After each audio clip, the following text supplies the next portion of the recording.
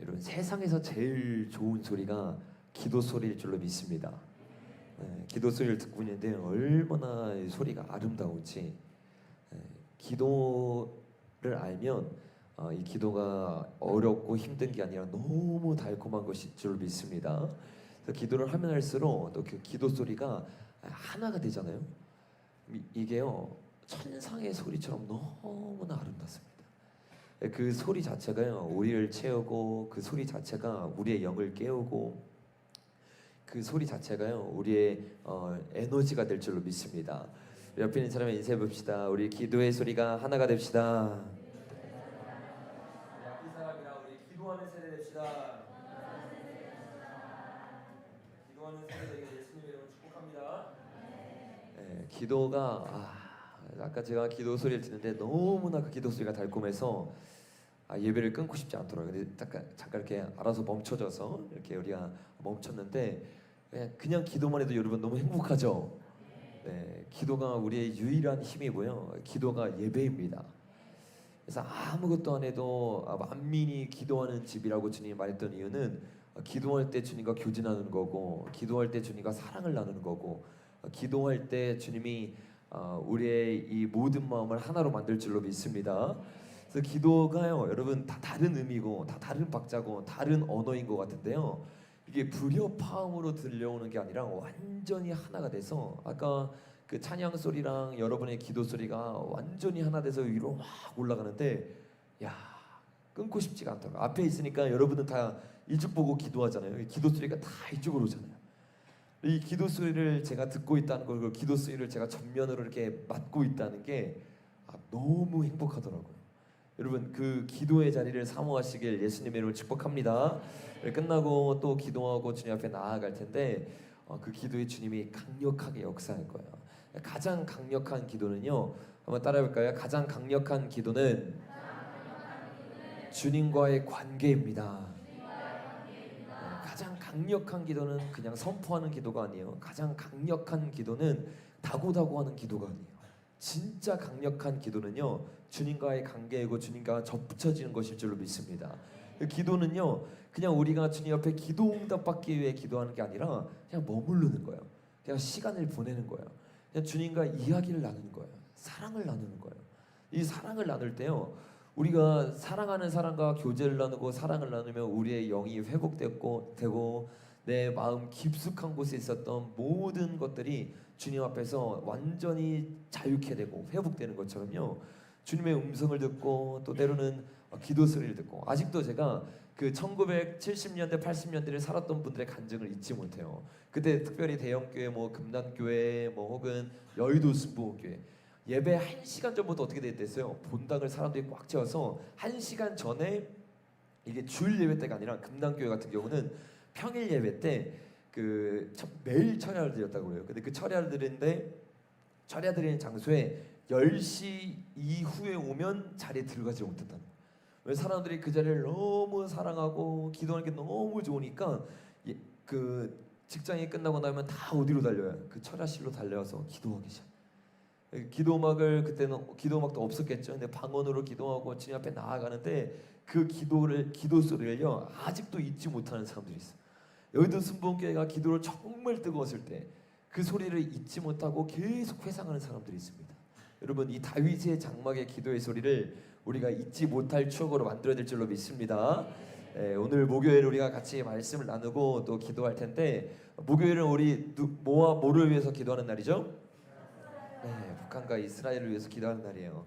그래서 계속해서 이스라엘에 대해서, 북한에 대해서, 그리고 우리가 그것에 대해서 실제적인 것들을 나누고 같이 기도하는 시간을 갖는데, 저번 주에는 우바울 성사님이 이렇게 나오셔서 말씀을 전해주셨습니다. 그리고 아마 우리 팀이 이스라엘 가기 전에 한 번 더 오셔서 이스라엘의 그 신비와 비밀에 대해서 우리에게 알려줄 텐데, 그 시간을 제외하고는 제가 이 시대의 가장 큰 영적인 전쟁은 공산주의와의 전쟁이기 때문에, 이 시대를 살아가는 우리들은 공산주의에 대해서 제대로 알아야 됩니다. 제가 그것에 대해서 틈틈이 목요일 날마다 여러분에게 아주 자세히 나눌 거예요. 특별히 내일은 우리 제가 여러분에게 강구했던 것처럼 한 분이 오셔서 이 북한의 실상과 공산주의에 대해서 자세히 나눠줄 텐데, 공산주의와 북한을 자세히 알려면 이 공산주의의 역사를 알아야 됩니다. 그래서 제가 저저번 주죠. 그때 이 공산주의 시초에 대해서 여러분과 함께 나누는데, 요거는 저희 교회를 다닌다, 그리고 마지막 때 깨어있는 그리스도인이 되기를 원한다, 그러면 여러분들이 달달달달 외우고 있어서 여러분이 강의를 할 수 정도로 공산주의 역사를 알아야 돼요.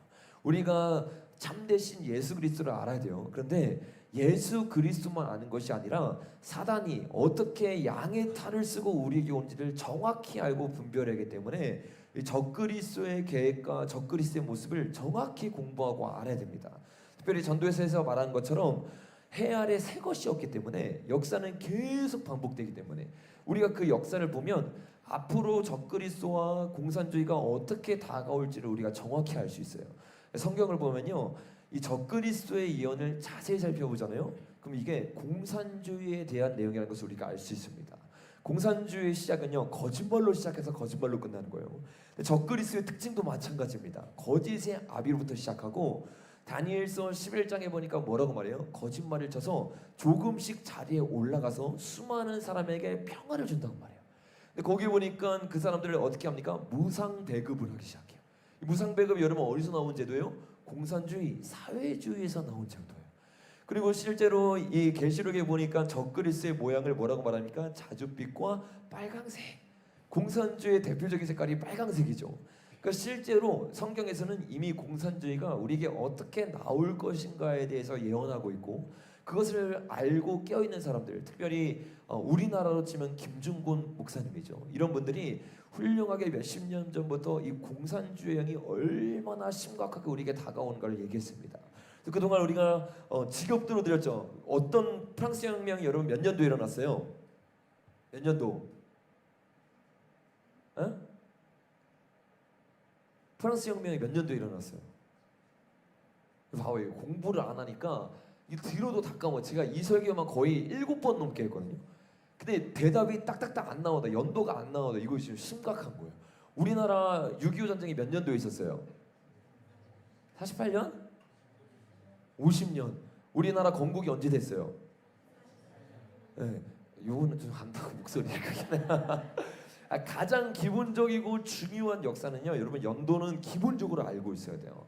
특별히 이 68혁명이라고 부르죠. 프랑스에서 일어났던 이 68혁명, 1968년에 일어난 이 혁명으로 말미암아 공산주의 이론이 전 세계에 퍼지기 시작하죠. 그리고 이 이론을 가장 잘 대입한 나라가 북한이라고 했어요.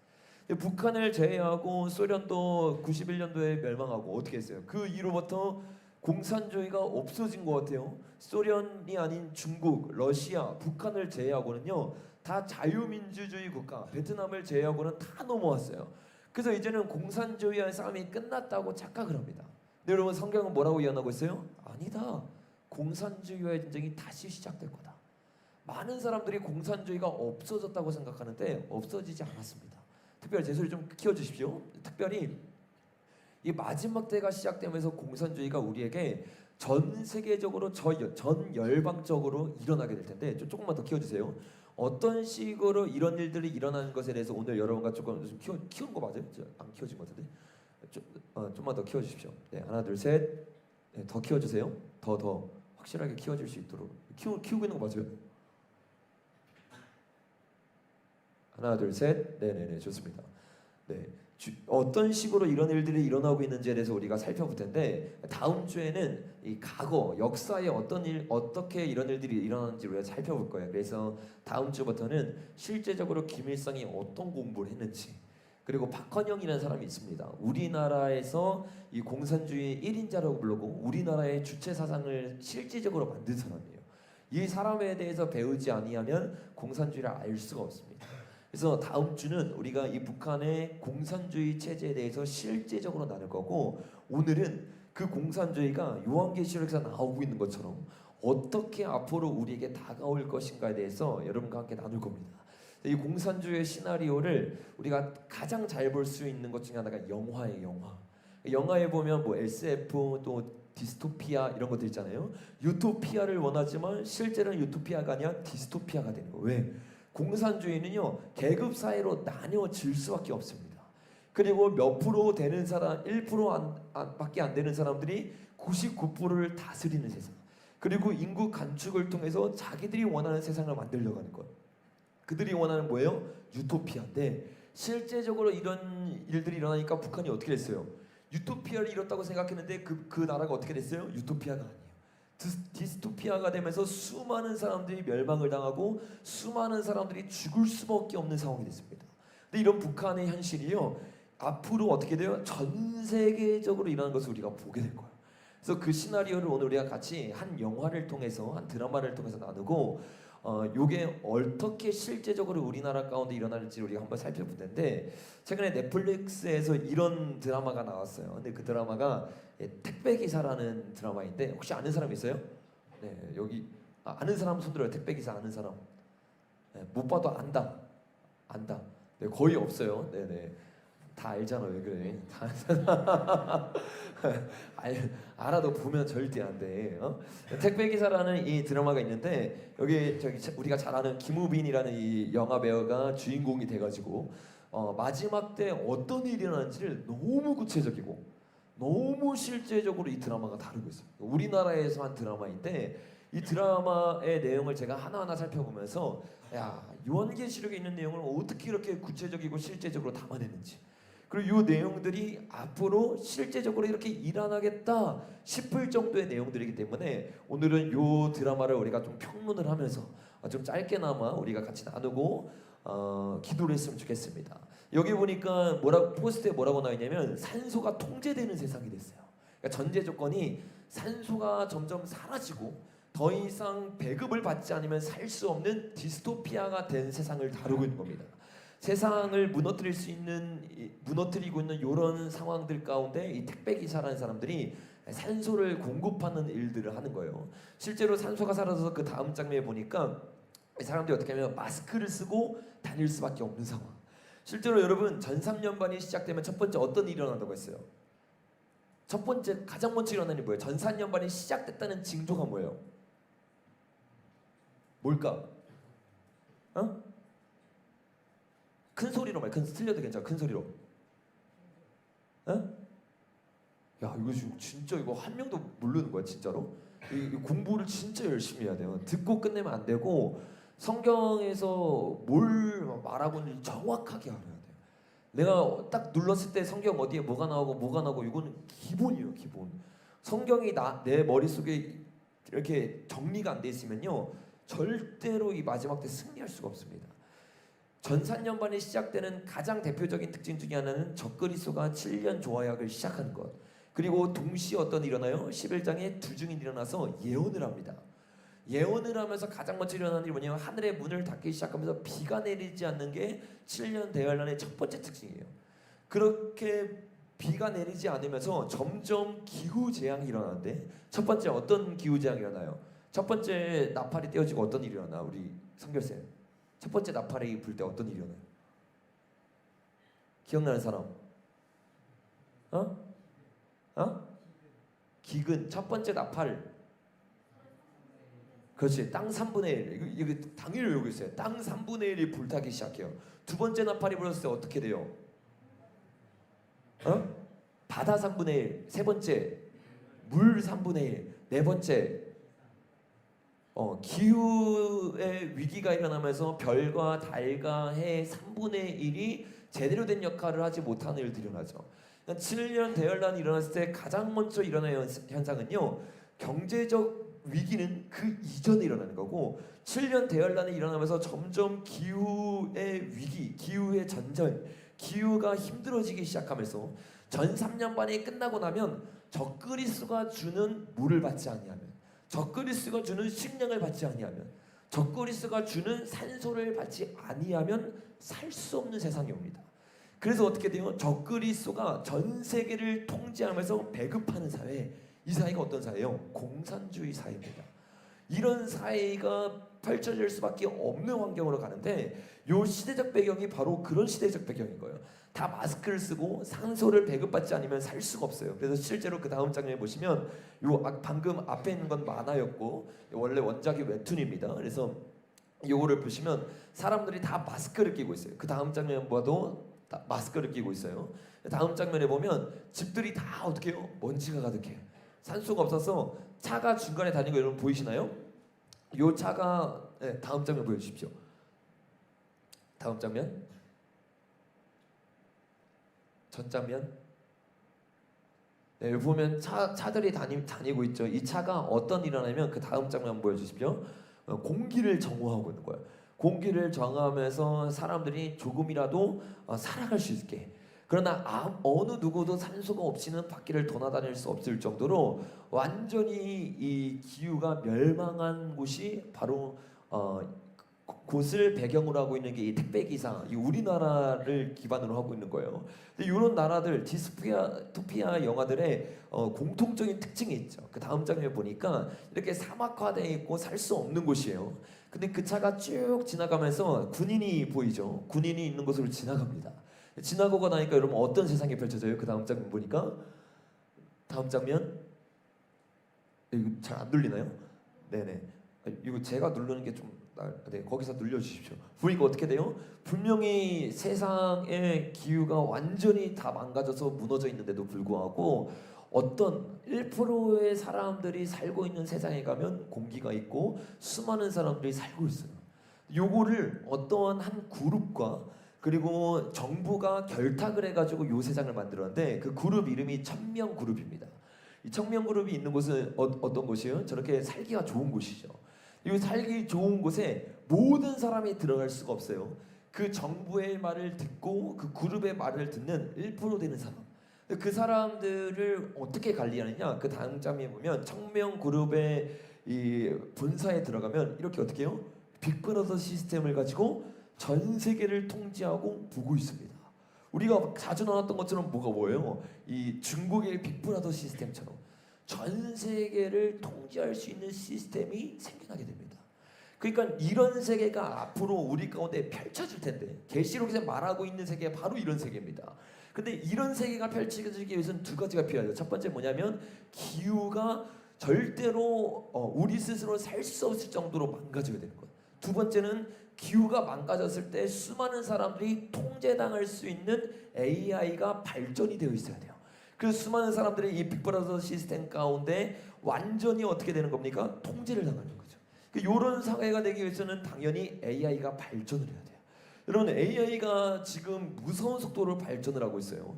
제가 여러분에게 나눴던 것처럼 몇 개월 전에 여러분에게 AI에 대해서 나눴는데 오늘 다시 AI에 대해서 나누면 여러분이 깜짝 놀랄 정도로 저번에 나눴던 설교 마주할 정도로 기술이 발전돼 있어요. 하루하루 너무나 놀랍게 세상이 급변하고 있습니다. 1년, 2년, 3년 지나잖아요. 우리가 알던 세상이 아닌 다른 세상을 살고 있을 거예요. 여러분 실제로 전문가들이 이 AI의 위험성에 대해 얘기를 하고 있는데 이렇게 얘기합니다. 실리콘밸리에 새로운 화두가 생겼는데 그 주제가 뭐냐면 화려한 공산주의가 부활할 것이고 올 것이다. 이게 여러분 그냥 아무것도 모르는 사람들이 아니라 세계의 정상급 되는 사람들이 이 얘기를 하고 있어요. 미국 실리콘밸리에서는 완전히 자동화된 화려한 공산주의 또는 테크노 막시스트가 생겨날 것이라는 말이 나오고 있습니다. 이렇게 말합니다. 고도로 발전된 기술 덕에 기본소득을 받고 임금 노동에서 벗어나 각자 원하는 삶을 영위할 수 있는 세상이 올게 되는 거예요. 언제? AI와 로봇이 발전할수록 자본주의의 생산력이 높아져서 모두 고급스러운 생활을 유지할 수 있도록 화려함과 테크노라는 말이 추가되었다. 생필품이나 돈 벌기 위한 노동이 인류 역사상 처음으로 사라지고 공산주의의 핵심은 뭐였어요? 노동계급이 사라지고 이 부르주아를 타도하자. 이게 공산주의였어요. 근데 AI가 생기면서 어떤 일어나요? 그 공산주의가 그토록 원했던 노동자 계급에서 해방되는 일이 일어나는 거예요. 그러면서 어떤 일이 일어나는가요? 사람들은 하고 싶은 일만 하는 유토피아 사회가 펼쳐질 수 있다는 게 화려한 공산주의자들의 주장이다. 화려한 공산주의자라는 사람들이 생겨나고 있는데 이 사람들의 공통적인 주장이 뭐라는 거예요? AI와 기술의 발전으로 이런 일들이 일어날 것이다. 실제로 여러분 AI가요 얼마나 무서운 속도로 발전하고 있냐면요 우리가 그동안 해왔던 모든 노동력이요 상실을 당해요. 2개월 전인가요? 제가 이 AI에 대해서 설교하면서 뭐 그림에 대해서 직장에 대해서 곧 있으면 뭐 작가들이 할리우드에 있는 사람들이 창의성을 가지고 있는 직장조차도 잃어버릴 거다라고 설교했잖아요. 여러분 한 달도 되지 않았어요. 그때 제가 설교할 때 어떤 사람들은 10년 전 이야기, 10년 뒤 이야기했지, 5년 뒤 이야기했지. 아닙니다, 여러분. 지금도 그런 일들이 실제적으로 일어나고 있어요. 우리 소리도 체크해 주시고요. 우리 영상 한번 보도록 하겠습니다. 미국의 한 제작사가 유명 영화를 패러디해 소셜미디어에 올린 영상입니다. 인공지능, AI가 전부 도맡아 제작했습니다. 사람이 만든 콘텐츠들과 별반 차이가 느껴지지 않습니다.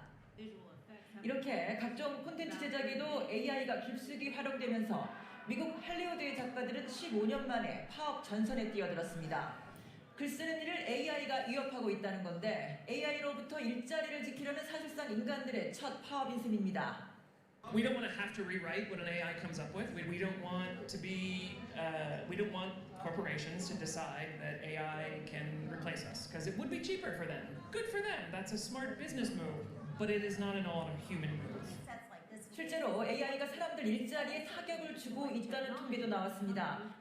미국에 있는 기업들이 지난달 정리해고를 결정한 직원 규모는 모두 8만 명이 넘는 것으로 추산되는데 이 가운데 3,900명, 5%의 해고 이유가 바로 AI 때문인 것으로 조사됐습니다.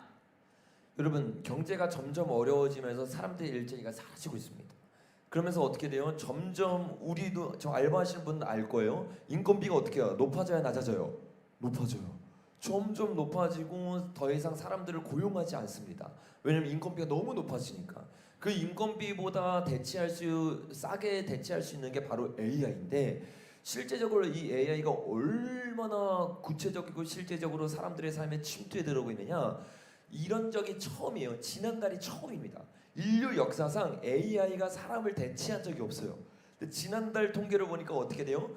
무려 3,900명이 4,000명이죠. 4,000명이 뭐 때문에 해고를 당했어요? AI 때문에 해고를 당했어요.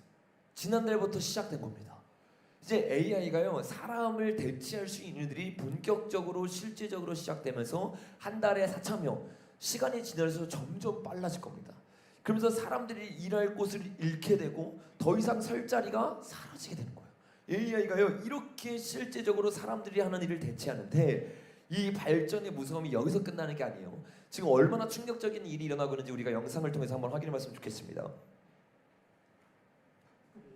영국 업체가 선보인 아메카는 인간에 가장 가까운 휴머노이드 로봇 가운데 하나로 꼽힙니다.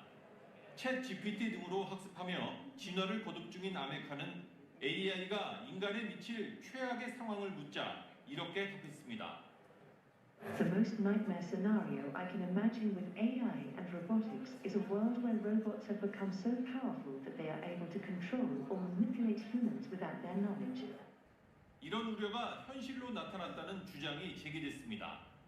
미 공군의 AI 시험 운영 책임자인 터커 해밀턴 대령은 최근 영국에서 열린 국제회의에서 한 시뮬레이션 실험 결과를 발표했습니다. AI 드론에게 적의 지대공 미사일을 파괴하라는 임무를 내리고 최종 공격은 인간이 결정한다는 단서를 달자 미사일 파괴가 더 중요하다고 보고 결국 지상에서 자신을 조종하는 인간을 제거하는 판단을 내렸다는 충격적인 내용입니다. AI 시스템에 드론 조종자를 살해하지 말도록 훈련시키자 AI 드론이 이번에는 조종자가 드론과 교신하는 통신탑을 파괴하기 시작했다는 겁니다. 여러분 충격적이죠. 이제 AI가요 그냥 누구의 말, 사람의 말을 듣고 움직이는 게 아니라요 사람의 말에 불순종하기 시작해요. 사람이 말한 대로 가냐 자기가 판단해서 자기 판단이 옳지 아니하면 대의를 위해서 자기를 보낸 사람을 먼저 공격하고 미사일을 없앱니다. 송신탑을 어떻게 해요? 자기를 조종하기 위해 송신탑을 부셔버립니다. 이게 실제로 미국이 최첨단 기술을 가지고 있잖아요. 그 기술을 가지고 모의 실험을 했는데 이런 결과가 나온 거예요.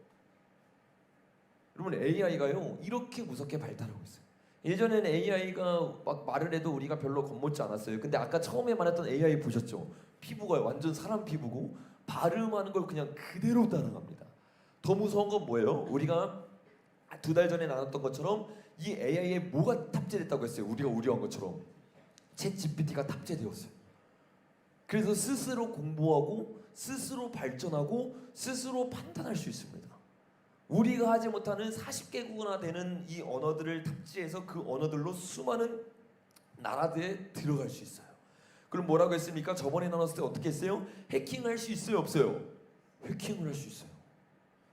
이 로봇이요, 해킹을 해서 자기가 원하는 정보를 얻고 나아갈 수 있고 인간의 말을 거부할 수 있는 기술이 이미 만들어졌다는 거예요. 이게 최근에 가디언이라는 아주 유명한 언론 매체에서 폭로했다가 지금 미국에서 엄청나게 한 하루 전인가요, 이틀 전인가 이슈가 되고 있는 뉴스입니다. 그러니까 불과 한 달, 두 달 전에는 그냥 우리가 생각하는 우려 정도라고 생각했는데 여러분 한 달 만에 우려가 아니라 현실이 되었어요. 여러분 이런 현실들이 일어나면서 이 AI가 우리에게 더 깊숙하게 어떻게 다가오느냐, 제가 몇 개월 전에 여러분과 설교했던 메타버스 세상으로 이런 일들이 실제적으로 일어날 겁니다. 메타버스 여러분 기억나시죠? 어떤 메타버스라고 했어요? 가상과 현실을 구분할 수 없게 하나로 만들어버린 것. 이런 일들이 일어나면서 AI와 우리가 하나가 되기 시작하고 AI의 조정을 받게 돼요. AI의 조정을 우리가 어떻게 받게 되느냐? 최근 어떤 한 뉴스에서 뭐라고 말하는 줄 아세요? 12년 동안 하반신 마비가 있었어. 근데 그 사람이 이 AI 기술 발달로 말미암아서 뇌에 신호를 보냅니다. 그래서 어떻게 돼요? 걸을 수 있게 됩니다.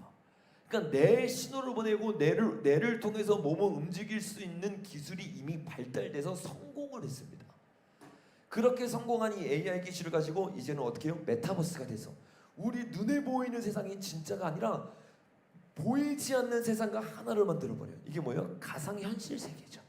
하나님이 만든 보이지 않는 세계가 아니라 육적인 오감을 자극해야 하는 디스토피아를 만들어서 수많은 사람들을 영적 세계가 아니라 UAG를 통해서 육적 오감을 발달하게 하는 세상으로 우리를 이끌어가기 시작한다는 거예요. 여러분 이런 기술이요 코앞까지 만들어졌다가 아니라 이미 만들어진 겁니다. 그래서 여러분 이런 기술들을 지금 내년 초부터 가장 먼저 앞장서서 하는 곳이 어디예요? 애플이죠. 애플에서 어떤 거 만들었는지 우리 한번 봐보겠습니다. 애플이 현지 시간 5일 미국 캘리포니아에서 열린 세계 개발자 대회에서 신제품인 혼합현실 헤드셋 비전 프로를 전격 공개했습니다. I'm excited to announce an entirely new AR platform with a revolutionary new product. And here it is. 혼합현실은 가상현실과 증강현실을 혼합한 개념으로 현실과 가상현실 간의 상호작용을 할 수 있도록 하는 기술입니다. 여러분 이 기술이요 10년 뒤에 우리가 만들겠습니다. 애플이 공약을 낸 게 아니라요 이미 만들었습니다. 그래서 내년부터 내년부터요 이게 상용화되기 시작하면서 가상현실과 현실 세계가 하나가 되는 일들이 그런 혁신적인 일들이 실제로 일어나기 시작합니다. 여러분 기술의 발전이 이렇게 무서워요. 불과 이 설교를 한 지 2달도 안 됐는데 벌써 미래에 이런 일들이 앞으로 일어날 것입니다. 축축했던 설교가 현실이 되어버렸어요. 그래서 아까 말했던 실리콘밸리에 있던 사람들뿐만 아니라요 영국, 캐나다에서 굉장히 유명한 총재가 이런 얘기를 했어요. AI 로봇 시대가 오면 공산주의가 부활할 것이다. AI와 로봇 시대가 오면 세계 각국에서 공산주의가 부활할 것이라고 영국의 중앙은행인 영란은행의 마크 카니 총재가 주장했다. 카니 총재는 최근 캐나다에서 열린 성장 정상회의 연설을 통해서 AI와 로봇 발달로 세계 각국의 사람들이 일자리를 잃게 되고 노동자 임금이 정체돼 향후 한 세대 내에 공산주의가 부활할 것이라고 영국과 미국에서 어떻게 해요? 보도했다는 거예요. 여러분 이게 100년 뒤에 이런 일이 일어나는 게 아니에요. AI로 말미암아서 앞으로 수많은 사람들 여러분들이 다니엘처럼 총명을 받지 못하고 지혜를 받지 못하면요 앞으로요 이 세상의 AI가 주도하는 세계 가운데 여러분은 그 밑에서 그들의 종노릇이 되면서 나아가게 될 거예요. 이 카니 총재가 굉장히 중요한 얘기를 했는데 그 맨 밑에 보니까 이렇게 말했어요. 마르크스와 엥겔스, 나중에 제가 자세히 나누겠지만 마르크스와 엥겔스가 공산주의의 두 축입니다.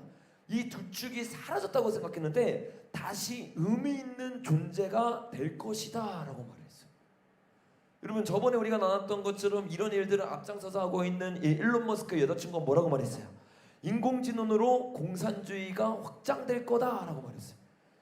실리콘밸리에서도 말했어요. 총재가 말했어요. 일론 머스크의 가장 최측근이 AI의 발전으로 말미암아 공산주의가 도래할 것이다라고 이야기하고 있습니다.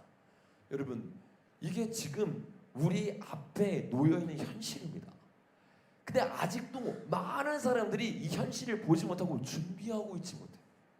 우리 일자리가 어떻게 뺏길 것인고 우리 앞으로 5년, 10년 안에 어떤 일이 일어날 건지 상상을 못해요. 여러분 생각해 보십시오. 93년도에 제가 태어났거든요. 그때 삐삐가 유행하고 있었어요. 그때 10년, 20년 뒤에 핸드폰이 생길 거를 상상도 못합니다. 상상도 못해요. 인터넷이 전 세계를 장악할 걸 상상도 못합니다. 수많은 사람들 어떻게 해요? 미리 대비하지 않아요. 준비하지 않아요. 그걸 앞장서서 준비하고 있던 세계 1%가 전 세계를 장악해버립니다. 이게 불과 10년도 안 된 상황 가운데 일어난 일이에요. 세계가 천천히 바뀌고 있다고요? 제가 31살이잖아요. 31년 동안 바뀐 세상만 봐도요, 말도 안 되게 바뀌고 있어요. 아마 저보다 더 나이 많으신 분들은 느낄 거예요. 완전히 아날로그 시대에 살고 있다가 완전히 디지털 시대로 바뀌는데 한 세대도 지나지 않았습니다. 저와 여러분이 생각한 것 이상으로 세상은요, 마지막 때를 향해서 빠르게 지나고 있어요. 근데 그것에 대해 무감각하고 그것에 대해 준비하고 있지 아니하면 여러분 그대로 쓸려갑니다. 아무도 알려주지 않아요. 왜냐하면 이거는 특급 비밀이기 때문에. 이것을 알고 있는 사람들만 준비하고 이것을 알고 있는 사람만 대비하기 때문에 나머지 99%는 어떻게 해요? 유토피아가 아니라 디스토피아가 되기 시작합니다. 실제로 이런 AI 체계가 발전됨으로 말미암아 어떻게 사단의 체계가 일어나는지 우리 영상 하나 봤으면 좋겠습니다. So we have to realize that as technology goes on, and as we're looking towards this, man wants to go back to Babel. The devil is moving man back to Babel. And it's not just happening with the medical side of things, it's lifestyles. What's becoming clear, but there has been resistance. Mainstream media, of course, are not reporting it, but hundreds of thousands of people, millions in fact, total up in all the countries in the Western world, have been protesting. They want their freedoms. It's a natural human thing to want liberty and to want to be able to move about freely. And as we can see, that's going to be more and more increasingly denied. More and more people have been isolated. We've seen the destruction of small business. We've seen the way that economies are being systematically destroyed. We're beginning to see supply chain shortages across the world, power outages. A lot of this is maneuverable by governments, getting us used to living in a way that has never been before, in the way that our freedoms have been limited. If we look to China, China's social credit score system, how you're limited in your movements. If you meet with the wrong people, if you go to the wrong places. 여러분, AI가 발전하면 어떻게 해요? 중국의 저 빅브라더 시스템, 북한에서 일어나고 있는 일이 이제 우리나라 가운데 전 세계적으로 일어나게 될 거라는 거예요. 전 세계적으로 한 번도 경험해보지 못한 나라가 앞으로 여러분 시대 때 실제로 일어납니다. 이건 소설이 아니에요. 픽션이 아니에요. 실제로 여러분이 맞닥뜨리게 될 세상이라는 겁니다. 그러니까 굉장히 여러분들은 중요한 세대이고 지금 이 자리에 이 시대를 살고 있는 우리 모두는요, 너무나 중요한 이 갈림길 가운데 서 있는 거예요. 이게 어떨 때 일어난다고요? AI가 발전하면서. 기후는 멸망하고 AI는 발전하면서 아까 봤던 그런 시대가 돼요. 근데 그곳에서 호황을 누리고 그곳에서 편안한 삶을 살게 되는 사람들의 조건이 있어요. 그 택배기사라는 영화다 보니까 그 디스토피아에 들어가려면 여러분 어떻게 돼요? 오른손에요, 표를 받아야 돼요. 자, 다음 장면 보세요. 이 표를 지금 이 QR코드를 딱 받고 있어요. 다음 장면 보세요. QR코드를 딱 다 받으면 다음 장면 어떻게 해요? 생성이 완료됐죠. 그때 이 사람에게 뭐가 생겨요? 다음 장면 신분증이 생겨요. 이 신분증이 오른손에 있는 사람만 어디로 들어갈 수 있어요? 유토피아, 그들이 만나는 세계로 들어갈 수 있습니다. 그 세계로 들어가기 위해서는 정부가 주는 그 표를 받는 사람들, 마지막 때요 똑같은 일이 일어납니다. 그들은요 어떻게 말합니까? 지금 우리 전 세계도 마찬가지예요. 2030년까지만 그들은 계획을 짜고 있지 않아요? 50년, 100년, 2150년까지. 왜? 그들은 그들이 만든 그 유토피아가 영원할 거라고 생각합니다. 그들이 세계를 주관하고 있다고 생각하고 그들이 주물럭주물럭 거릴 수 있다고 착각해요. 자기가 신의 자리에 앉아있다고 착각합니다. 하나님이 없다는 사상으로 자기가 하나님 자리에 앉아버려요. 그리고 어떻게 해요? 거기에서 자기에게 굴복하고 표를 받는 사람, 요한계시록 13장에 정확히 나와 있죠. 그 표를 받지 아니하면 매매할 수 없어요. 그 표를 받고 짐승에게 경배하지 아니하면 어떤 것도 마실 수 없습니다. 여러분 우리 앞에 그런 세계가 옵니다. 그때 저와 여러분 어떻게 해야 돼요? 계시록 14장 한번 가보겠습니다. 계시록 14장.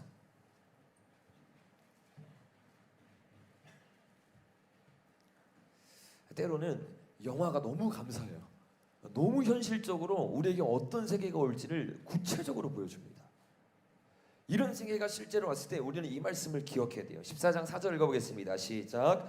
이 사람들은 여자와 더불어 더럽히지 아니하고 순결한 자라 어린 양이 어디로 인도하든지 따라가는 자며 사람 가운데서 속량함을 받아 처음 익은 열매로 하나님과 어린 양에게 속한 자들이니 그 입에 거짓말이 없고 흠이 없는 자들이더라. 아멘. 여러분 세상을 따라갈래요? 하나님을 따라갈래요? 옆에 사람 인사해 봅시다. 하나님을 따라갑시다. 우리 앞뒤 사람이랑 어린 양을 따라갑시다. 이 어린 양을 따라가는 사람들의 특징이 뭐예요? 15장 3절 읽어보겠습니다. 시작. 하나님의 종 모세의 노래 어린 양의 노래를 불러 이르되 주 하나님 곧 전능하신 이시여 하시는 일이 크고 놀라우시도다. 여러분 이 어린 양을 따라가는 사람들의 특징, 주님을 따라가는 사람들의 특징이 뭐냐면 내 앞에 놓여있는 바벨론 통치가 크다고 생각하지 않아요. 그것보다 누구를 바라볼 수 있는 믿음이 있느냐? 주 하나님, 주님 당신은 곧 전능하신 이십니다. 주님은 모든 것을 통치하는 분이십니다. 주님이 하시는 일은 크고 놀라우십니다. 그리고 뭐라고 선포하느냐? 주님은 만국의 왕이십니다. 주의 길이 의롭고 참되시도다. 여러분 어린 양을 따라가는 사람들은요 이 고백을 할 수 있는 사람들이에요. 그래서 우리는 어디로 나가요? 이 바벨론 통치로 나아가는 게 아니라 아까 우리 처음 보였던 두 번째 페이지 여러분 한번 띄워보세요. 두 번째, 세 번째 페이지, 다섯 번째 페이지 한번 띄워보세요. 다섯 번째, 두 번째나 다섯 번째 페이지. 여기 보니까 여러분 아까 봤던 어떤 장면이 나와요. 흙덩이가 가득한. 이게 뭔지 아세요? 마지막 때 우리가 걸어야 되는 광야예요. 광야. 이 광야 가운데요 수많은 사람들이요 편안한 삶을 살겠다고 애굽으로 들어갑니다. 편안한 삶을 살겠다고 어떤 성? 국고성으로 들어가요. 비돔셋으로 들어가요.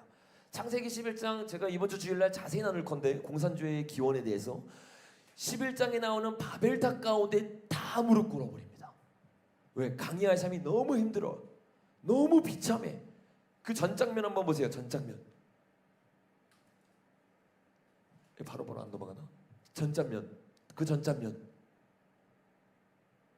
그 전장면. 얼마나 비참해 보여요. 바로바로 안 넘어가나요? PPT로 좀 해주세요. PPT로. 이렇게 하면 바로바로 넘어가잖아요. 여러분 어떤 인생을 살아요? 너무 비참한 거예요. 하나님을 따라갈 것이냐 세상을 따라갈 것이냐 이게 굉장히 실제적인 문제예요. 우리 유튜브로는 저랑 이렇게 왔다 갔다 잘 띄워주시면 좋을 것 같아요. 오늘 굉장히 중요한 메시지이기 때문에 우리들이 이거를 잘 봐야 돼요. 오늘 제목이 앞으로 세계를 덮칠 공산주의 시나리오라는 제목이에요. 실제적으로 공산주의가 우리에게 이렇게 덮칠 겁니다. 이때 많은 사람이요 떡으로만 살 것이 아니오라고 주님이 말했는데 떡으로만 살게 돼요. 주님의 말씀을 의지하기보다 육적인 삶을 살게 돼요. 이 광야 가운데 주님의 놀라운 일을 행하신다고 했는데 여러분 주님이 어떻게 약속했어요? 우리 예레미야 16장 이건 달달달달 여러분 외우십시오. 예레미야 16장에 마지막 때 중요한 메시지가 있구나. 요거는 그냥 외우고 있어야 돼요.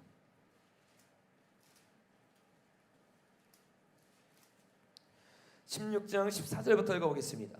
시작.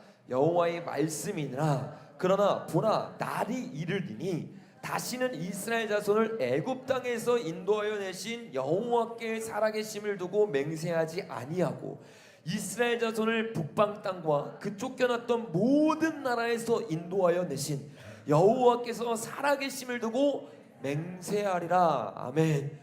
마지막 때 이런 일이 일어난대요. 주님이 애굽 땅에서 출애굽시킨 그 강약 가운데서 인도에 내신 하나님이라고 부르지 아니하고 마지막 때 어떤 일이 일어나냐? 수많은 사람들이 쫓겨나는 일이 있게 될 거라는 거예요. 수많은 사람들이 모든 나라에서 인도하심을 받게 되는 일이 일어날 거라는 거예요. 이 날이 어떤 때예요? 마지막 때 일어나는 디스토피아 때 일어나는 일이에요. 이때요 주님을 따르는 남은 자들은요, 주님을 따라 나아가게 될 줄로 믿습니다. 그러니까 여러분, 지금부터 우리는 그 훈련을 하기 시작해야 돼요. 아브라함처럼 어디까지 내가 이렇든지 주님이 내려놓으라면 다 내려놓을 수 있는 신앙, 이 신앙이 저와 여러분 가운데 있어야 될 줄로 믿습니다. 신앙생활하는데 계속 붙잡는다, 잘못된 신앙이에요. 내가 무엇인가를 얻기 위해 신앙생활한다, 여러분 잘못 가고 있는 겁니다. 마지막 때는요, 내 두 손에 아무것도 잡은 게 없어야 돼요.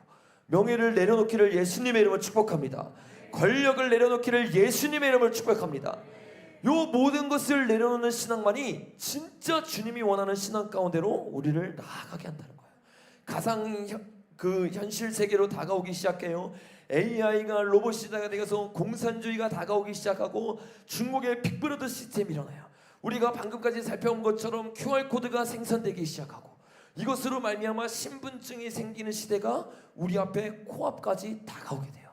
이 QR코드를 받고 모든 것을 통제하기 시작합니다. 우리가 어디 있는지 다 알게 돼요. 여러분, 핸드폰 없으면 살 수 있어요, 없어요? 없어도 살 수 있게 훈련을 해야 돼요. 여러분, 아이패드 없어도 살 수 있게 훈련을 해야 돼. 스마트폰 없이 살 수 있도록 훈련해야 됩니다. 우리가 지금 조종당하고 있다는 걸 깨닫지 못하는 거예요. 길들여지고 있다는 걸 깨닫지 못하는 거예요. 그들이 원하는 대로 살지 않으면 살 수 없다는 착각 속에 빠지게 한다는 걸 우리는 모르고 있는 겁니다. 그들이요, 그걸 통해 어떻게 해요? 이미 제가 예전에도 나눴잖아요. 아이폰 프로 13부터 뭐가 있다고 했어요?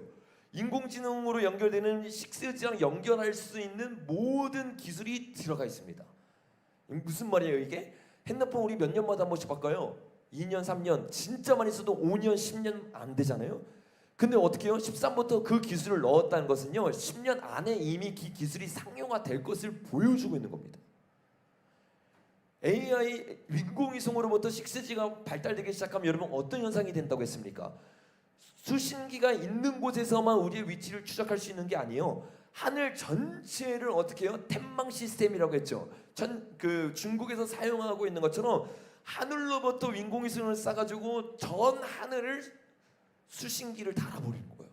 어떻게 해요? 사막에 숨어도, 지하교회를 만들어도 우리가요, 저들이 만든 시스템 안에 있으면 위치 추적이 그냥 될 수밖에 없는 상황 가운데 만듭니다. 거기서 어떻게 해요? 그들이 굶주리기 시작하니까 까마귀를 통해서도 우리에게 먹을 걸 줄 수 있는 주님을 의지하지 않아요. 이거를요, 픽션이라고 생각하는 사람, 소설이라고 생각하는 사람은요, 엘리야와 엘리사가 경험했던 까마귀 이 체험을요 믿지 않아요. 그냥 그런 일이 있었나 보다, 역사 속에 일어난 일인가 보다, 베드로가 바다를 걸은 거는 그냥 소설 속의 이야기인가 보다, 떡 2개를 가지고 오병이어 기적이 일어난 거 5개로 일어난 건 그냥 우리가 들었던 역사 속의 이야기인가 보다, 이런 사람들은요 마지막 때를 살아갈 수가 없어요.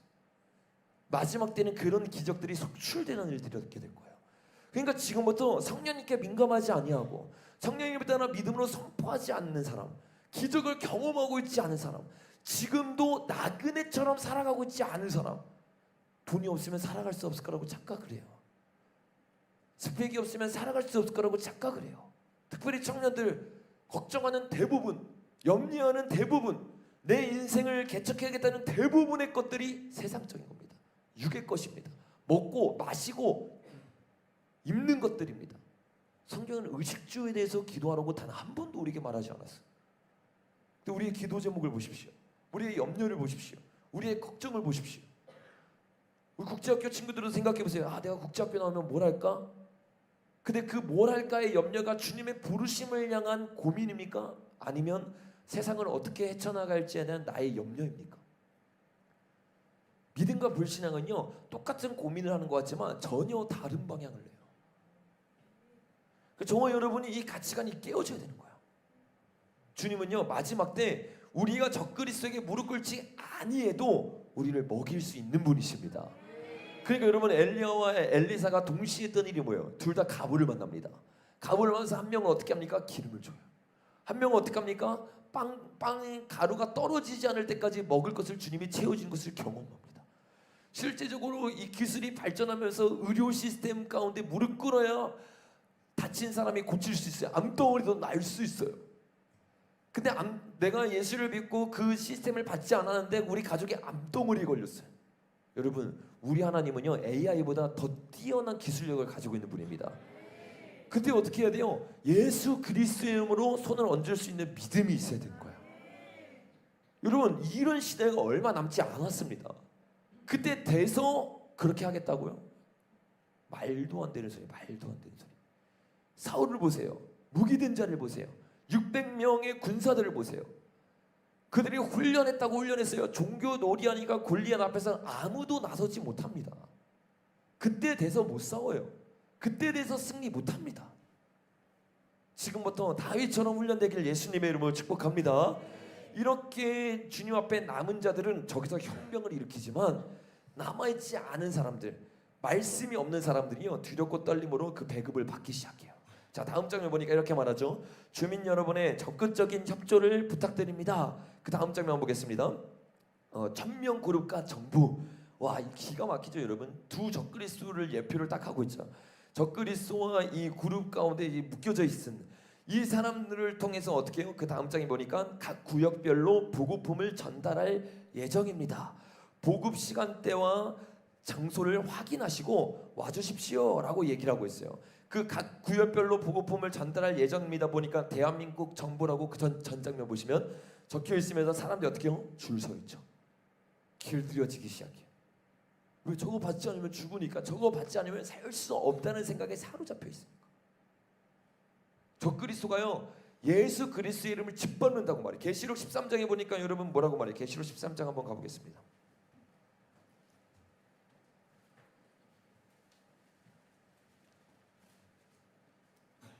자, 5절 시작. 또 짐승이 가장되고 신선한 모독을 말하는 입을 받고 또 42달 동안 일할 권세를 받으니라. 짐승이 입을 벌려 하나님을 향하여 비방하되 그의 이름과 그의 장막 곧 하늘에 사는 자들을 비방하더라. 42달 동안요 하나님의 이름을 철저하게 짓밟습니다. 그러면서 어떤 일들이 일어나요? 시작. 또 권세를 받아 누구와 싸워요? 성도들과 싸워 이기게 되고 각 족속과 나라를 다스리는 권세를 받으니 죽임을 당한 어린 양의 생명책에 창세 이후로 이름이 기록되지 못하고 이 땅에 사는 자들은 다 그 짐승에게 경배하리라.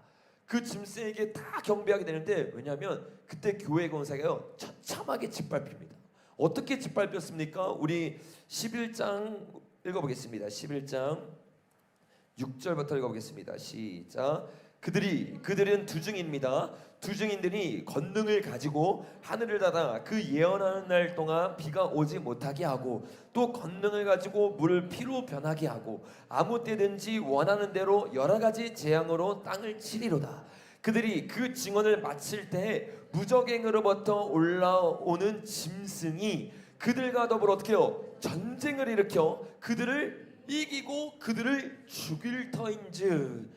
그 여러분 성도들의 리더급이라고 말할 수 있는 두 증인이요 전 3년반이 끝날 때쯤 어떻게 돼요? 처참하게 짓밟히기 시작합니다. 우리를 구원할 영웅이라고 생각하고 우리를 이끌 수 있는 교회에 승리할 수 있는 자라고 생각했던 사람이요 처참하게 짓밟히기 시작하면서 성도들이 그 다음 3년 반 동안 철저하게 권세가 깨지는 일이 일어나요. 그러니까 어떻게 해요? 수많은 사람, 믿는 사람뿐만 아니라 불신자들까지 다 어떻게 돼요? 이들에게 경배하지 아니하면 살아갈 수가 없구나. 고만고만한 신앙생활하고 있던 사람들, 종교놀이하고 있던 사람들 다 무릎 꿇습니다.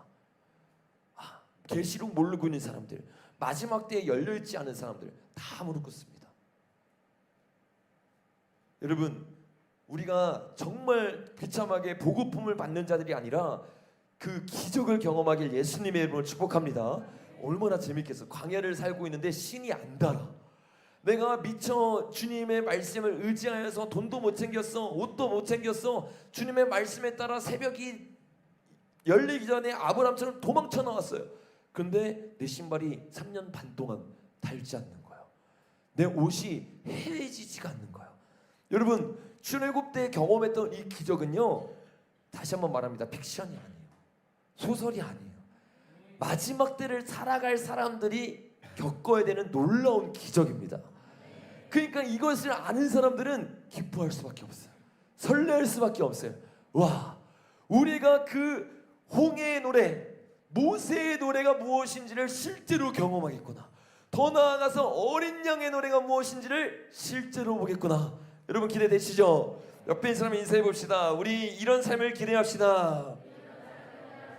우리 앞뒤 사람이랑 이런 삶을 기대하고 설레합시다. 네, 아멘이시죠? 적그리스도는요 저렇게 우리에게 살기 힘든 시대를 만들어 놓고 철저하게 계급을 만들 겁니다. 그리고 그 계급 가운데 1%에 속한 사람만 자기들이 원하는 놀라운 삶을 살게 되고, 지금 보는 것 같이 99%의 사람들은 보급대와 장소를 통해서 철저하게 통제당하는 삶을 살게 될 거예요. 근데 더 충격적인 것은 이제부터예요. 이 모든 아젠다가 여러분 뭐로부터 시작했어요? 공기 오염으로부터 시작했어요. 공기 오염. 그 기후가 어려워져야 된다는 아젠다를 시작으로 모든 게 통제되기 시작합니다. 여러분 근데 더 놀라운 건 뭐냐면 공기 정화를 다음 장면 보니까 계속 하고 있죠. 여기에 대해서 깨어있던 택배기사들이 여기에 대한 의구심을 품게 돼요. 그래서 다음 장면 보시면 택배기사들이 일을 하다 말고 가가지고 그 공기청정기에서 나오는 공기에 다음 장면 그 다음 장면 봐보십시오. 대보기 시작합니다. 그 다음 장면 보시니까 놀랍게도 거기가 공기가 청정되고 있는 게 아니라 어떻게 해요? 공기를 오염시키고 있는 거예요. 이게 일부러 공기를 오염시켜서 어떻게 해요?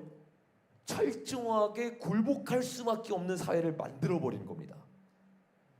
근데 여러분 계시록을 정확히 보면요, 일곱 번째 나팔은 하나님이 내리는 나팔이 아니라 하나님이 허락하는 것입니다.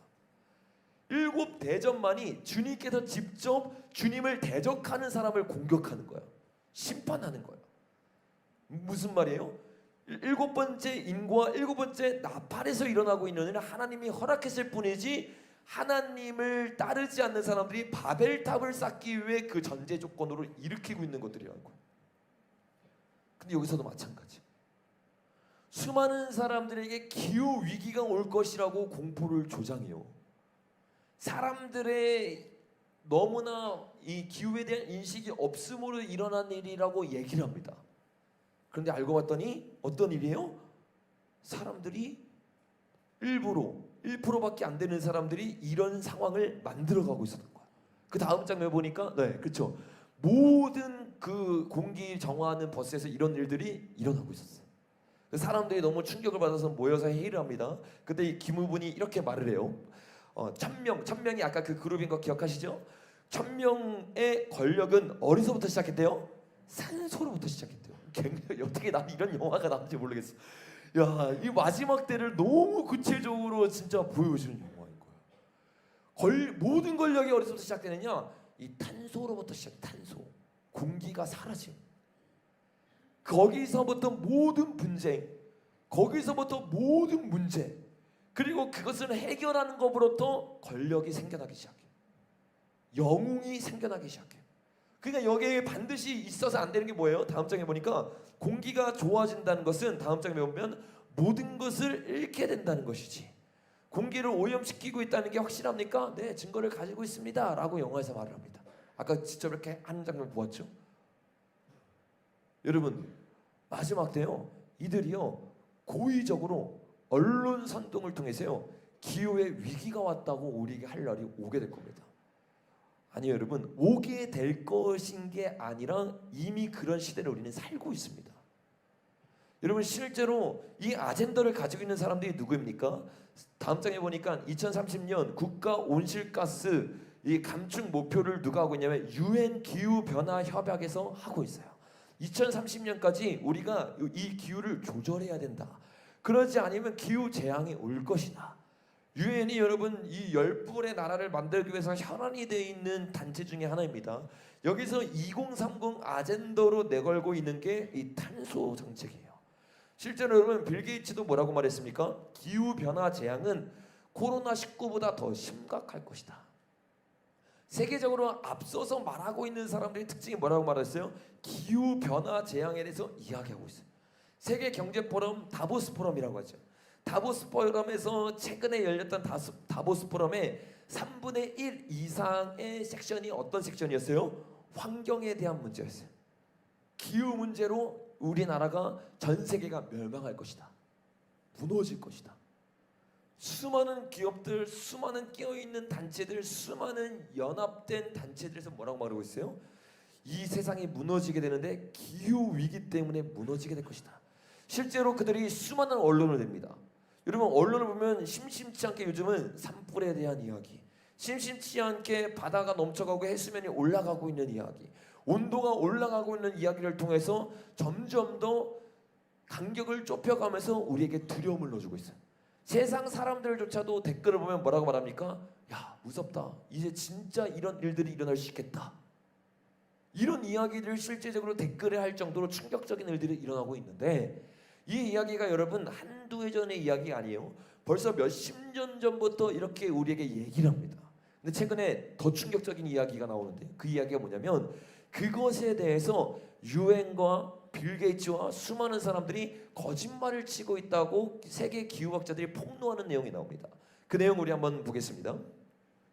인간이 기후변화에 대부분 또는 전부를 초래했다는 기후변화론자의 주장에 맞서 1200명의 과학자와 전문가들이 서명한 세계 기후선언이 발표되자 기후 환경 분야에 큰 파장이 일고 있습니다.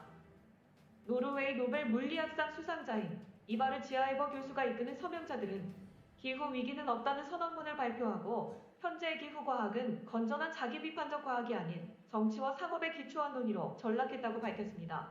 기후 문제에 있어 주류 이론에서 벗어날 경우 연구 지원금을 받는 것이 사실상 불가능한 학계의 현실을 감안할 때 이번 기후 위기론에 대한 반대 규모는 놀라울 정도입니다. 서명자 전체 명단은 공개됐으며 한국에서는 한국인 최초로 환경과학 박사를 취득한 이화여대 박석순 교수가 참여했습니다. 선언문의 주요 작성자인 MIT의 리처드 린젠 교수는 현재 기후 논의는 보조금 의존적인 학자와 단체 이를 알리고 정책화하는 언론인과 정치인들이 주도하고 있다고 밝혔습니다. 굉장히 충격적인 이야기인데 기후학자들이 양심 선언을 했습니다. 이 사람들이 별 볼 일 없고 음모론에 빠진 자가 아니라 우리나라 같은 경우는 박석순 박사가 이화여대에서 굉장히 유명한 박사입니다.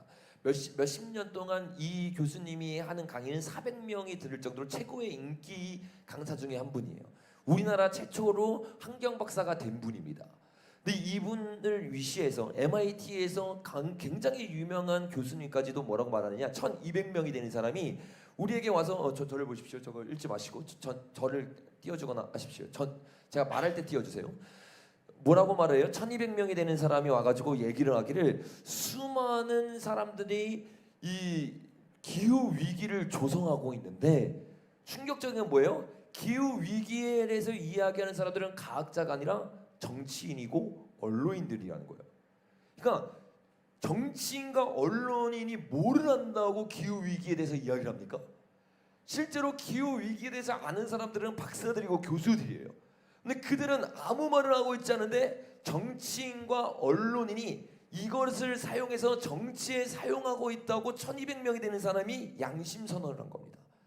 그럼 뭐를 말하고 있는 거예요? 사실 그 문제가 중요해서 그 문제의 아젠다를 이끌고 있는 게 아니라 그 문제를 사용해야지만 정치적으로 사용할 수 있다는 거예요. 실제로 박석순 교수께서 이 부분에 대해서 여러 가지 책을 썼는데 인터뷰에서 이렇게 말합니다. 박석순 교수는 그의 역서 불편한 사실이라는 서문에서 이산화탄소를 기후 대재앙의 원인으로 악마화하여 탄소세를 부과하고 인류의 삶의 질을 결정하는 에너지 정책을 정치적 또는 상업적 목적에 따라 왜곡하며 자유민주주의 시장 경제를 사회주의 통제 경제로 몰아가려는 어설픈 시도에는 함께할 수 없다라고 밝혔다는 거예요. 그러니까 정확하게 이 기후 아젠다가 무엇을 말하는 건지 깨뚫고 기후학자들이 말했는데 뭐라고 말하는 거예요? 사실 이산화탄소를 통해서 이런 일들이 일어나는 게 아니라는 거예요. 이것을 가지고 어떻게 해요? 정치적으로 상업적으로 그들이 사용하면서 구체적으로 뭘 하느냐? 자유민주주의와 시장 경제를 없애고 사회주의 통제로 바꾸려고 하고 있다. 나는 이 부분에 대해서 이걸 말하면 아까 뭐라고 말했습니까? 영상에서 돈을 받지 못한대요. 연구비를 받지 못한대요. 그럼에도 불구하고 양심 선언을 할 수밖에 없다라고 딱 얘기를 한 거예요. 여러분 이런 진짜 교수님들이 나와야 될 줄로 믿습니다. 이 교수님이 말을 하면서 한 논문을 적었는데 그 논문을 요약하면 이런 내용이에요. 기후 위기 누가 왜 이런 거짓말을 하는가? 요게 제목인데 여기 보니까 사실 기후학자들이 정치인과 언론인들이 아니라 기후를 연구하고 있는 박사님들이 실제적으로 말하는 걸 들어보면 이산화탄소는 지구를 망치는 게 아니라 지구의 보약이래요. 그 우리가 얼마나 지금 잘못 알고 있는 거예요. 이산화탄소 때문에 이런 일들이 일어난다면서 탄소세를 통해서 그를 정치적으로 이용하는 사람들의 말과 전혀 다른 말을 하는 거야. 아까 말했던 박성순 교수가 이렇게 말합니다.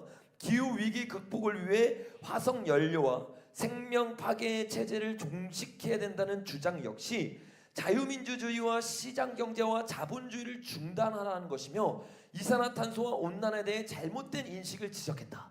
진짜 원하는 건 뭐예요? 이걸 통해서 자유민주주의, 시장경제, 자본주의를 멈추게 하는 거야. 왜? 거기를 통해서 탄소가 다 나오기 때문에 탄소를 멈추면 그 모든 게 중단되기 때문에 거짓으로 정치로 그를 선동한다는 거야. 여러분 굉장히 신세이션한 말이에요. 그러니까 지금 주류 언론들이 이거를 거의 안 다루고 위험성에 대해서 우리가 어떻게 해요? 두려움을 넣어줘요. 근데 실제로 보니까 이렇게 말해요. 밑에 보니까 이산화탄소는 지구 생태계의 보약이라며 위성 관측 사진을 보여주는데 다음 장면 한번 보세요. 지구가 초록게 돼 있죠. 이게 왜 그런 거냐면 이산화탄소량이 많아질수록 이렇게 된다는 거예요. 그 여러분 얼마나 지금 우리가 알고 있는 상식과 완전 반대되는 이야기를 하고 있는 거예요. 근데 이게 우리나라의 최고의 기후학자가 얘기하고 있는 거예요. 그래서 이걸 통해서 불편한 진실이라는 책을 냈고 제가 6월에 추천도서에 추천했던 기후 위기라는 이 잘못된 종말론 요거에 대한 책을 이분이 쓰셨습니다. 요거를 여러분이 보시면 아마 충격을 받을 거예요. 야, 언론이 너무 거짓말하고 있구나. 우리의 눈과 귀를 가리고 있구나. 그러면서 어떻게 해요? 사실은 이산화탄소 때문이 아닌데 그 때문에 이런 일들이 일어나면서 언론과 수많은 걸로 통제하기 시작하면서 실제로 자기들의 계획으로 자연을 망치기 시작합니다. 그러면서 어떻게 해요? 탄소 때문에 그러기 때문에 통제하는 삶으로 우리를 이끌어가기 시작해요. 자, 다음 장면 보니까 이분이 책에서 이렇게 말했습니다. 과학적 진실을 찾아 세상에 알리는 것이 학자의 도리이자 제게 주어진 시대적 사명이라고 생각합니다. 인간을 지구 파괴의 악마로 만드는 기후 종말론은 인류사 최대 사기극입니다.